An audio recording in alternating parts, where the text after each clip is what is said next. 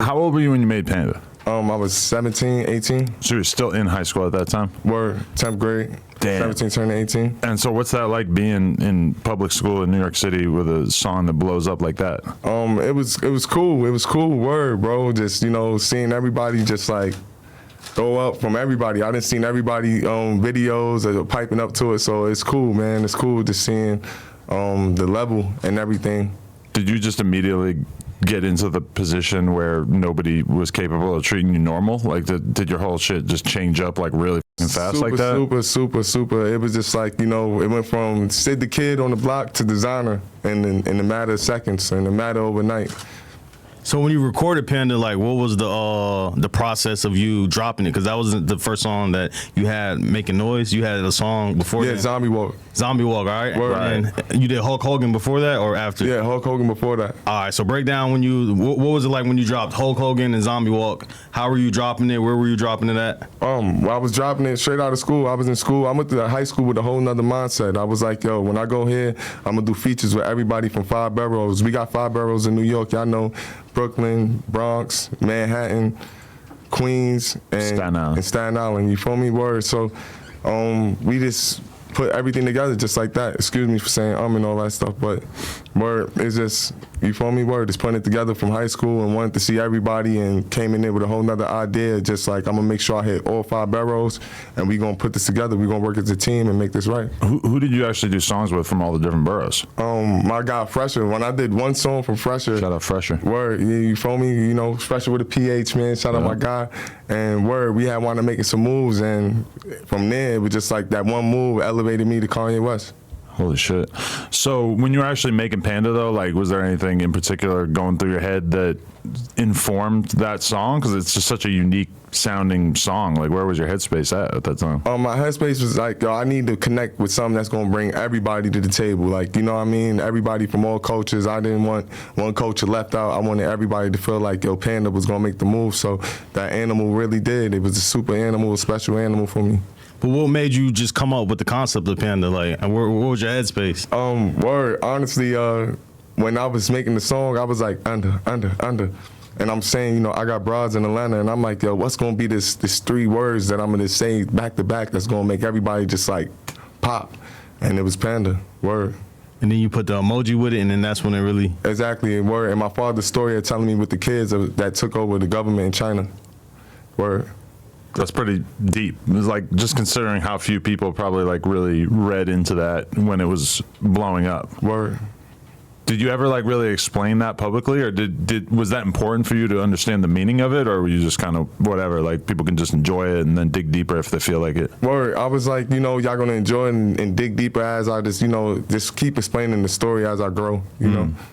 Definitely. So, okay, you put the song out, and then how long is it blowing up in the streets before you really get linked up with Kanye? It was blowing up instantly, bro. We had instant fire. The first day, it was going up 1 million. Like, it just hit 1 million, and then it just kept going from there. Millions by the day. Every 5 minutes, I just go up. It's another 250,000 every re-click. And this is on SoundCloud. Oh, it's on SoundCloud, man. Shout out all my SoundCloud legends. Y'all know the vibes, man. We here. Facts. And when I was listening to your music earlier, I was feeling like you still drop like you're on SoundCloud, because you have like your last project was a long time ago, but then you just drop singles like over and over on iTunes and streaming services. Exactly, word. Like, you just don't give a shit. Like, if you got a song and you like it, you just put it out. Yeah, it comes down with some things I want to market, you feel me, and put money behind, but just use it as like a Desiigner radio and just drop my music there. So you drop Panda, is getting millions of views just off the rip? Yep. And so when I first heard of Panda, Taxstone at the time, he's tweeting. Like, this is when he got the Taxstone podcast and shit, and I'm a fan of him, so I was watching his podcast all the time, and I think I seen him tweet about you one day. And a big part of Tax at the time was that he was very proud of his ability to make a song blow up. Like, he would always, who was it, Loyal Deuce, I think his name was, I forget the dude's name, but like there was a few other songs that he was pushing at the time, and he would really like wear that shit as a badge of honor that he could make a song blow up, and he really wanted to like put artists from Brooklyn in particular on. Exactly, word. That was his whole goal. It was kind of like you without the podcasting. You feel me? Well, the early days of it, you know, like he just for sure. How did he get hip to your song, and how long after him tweeting that song out did Kanye and them connect with you? Instantly, bro. Kanye, I don't know how his team is just like they out there. You feel me? Yeah. If they want to get to you, they get to you. Word. Was it Pusha T? Because he was head of Good Music at the time, right? All I know is that Kanye called my management at the time, and we was just in the car. We doing 11 label bidding war. Everybody's going crazy. I'm standing on tables. I'm going to all the labels performing it. Some labels loved it. Some labels is like, what else you have? And I was just like, yo, man, I got talent. You feel me? I got talent, and I got performance level that's going to bring it to the top. And word, that's what we did. But you said you were willing to take less money from Good Music as opposed to the other labels. Like, how much of a pay cut are we talking about in terms of what was being offered by some of the other labels? Sometimes it was less, but I was really looking for the best opportunity. Whoever just was going to put in the best work. That's why Kanye worked the best for me. Definitely. So what, you fly out and meet him, or how did this all I unfold? met him at LAX, where he just was with Kim. He was with Kim at the time, and he had to drop the baby off, and the baby car seat in the back seat, and we just was like, yo, man, we just gonna put it together. You feel me? Really? Wow. So was his energy like really high when you met him? Like, did he seem personally enthused about it, or did it kind of feel like he was just doing what the A&R type people around him were encouraging him to do? Nah, he was Kanye West. He was Kanye from off the rip. I met him. Like, he was like, yo, dapped up. We got in the car. He was like, you ready? I'm like, all right, play that shit, Kanye. Word. He played it. I'm like, all right, this shit crazy. And then he was like, yo, this is it. I'm about to dip out. You feel me? And word, we gonna put this together. We just went to the studio, started creating overnight. And so how much time passes between that and then his album coming out, in which he took Panda and basically like added, like he basically like remade the whole song, because it's like he's rapping on a completely different beat, and then it cuts into Panda. And like now you're talking about like how everybody knew about it and stuff. I actually didn't hear it until that Kanye album and was like blown away, and then had to like go on YouTube and be like, oh, this shit already exists outside of this song. Okay. That's cool.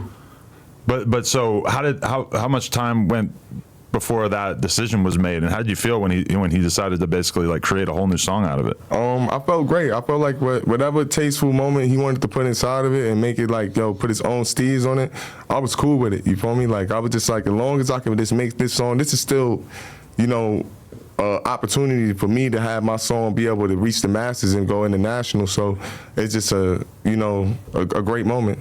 For sure. So the album comes out, and then the song starts even going crazier. What was that feeling like? Like were you just locked in the Good Music studio at that time, just trying to figure out what was gonna be next too? Word, just in the studio with me and Mike Dean, and it was cool. Word, me and Mike Dean, we was in there just cooking up, just laying the process. He had the whole Life of Pablo camping in, and we was just in there cooking.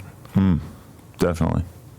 And during that whole time period, are you like becoming close with everybody else who's on Good Music? Because at that time it was kind of like a real stacked roster, right? Yeah, it was a super team. Like, there's very few labels that have that big of a star-studded lineup these days. Word. Everybody else, I wound up throughout the time, me and Pusha T. That shout out my bro Pusha T. You know the vibes. It was just us just linking up from there. We started linking up, Steven Victor, and us started putting it together.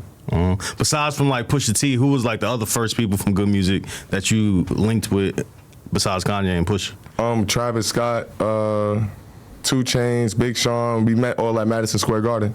And y'all were performing? Yeah, we performed Panda. This was when they let me perform Panda on stage with all of them, and I shut down the stage. It was massive. Yeah, break that day down, because like this is your first time performing at Madison Square Garden? Word, first time performing at Madison Square Garden. It was huge, man. Shout out to Summer Jam, shout out to Hot 97. We was out there just turning up. It was my time, and once I got the time, I just, drew the mic up, got busy, you feel me? That's my kind of vape trick right there. Wow. But okay, like, are you still living in the same apartment and stuff during this whole time period? Because I just imagine this being like a very hectic time period, and especially New York, where everybody's just stacked on top of each other. It's got to be a weird transition, because I'm sure there was all kinds of weird energy coming your way in the neighborhood and shit, right? Word. It was just like not in the neighborhood. I had wound up moving out. We was making like $30,000 a month at that time, and this is before me and Kanye. So I already had my own apartment settled and stuff like that.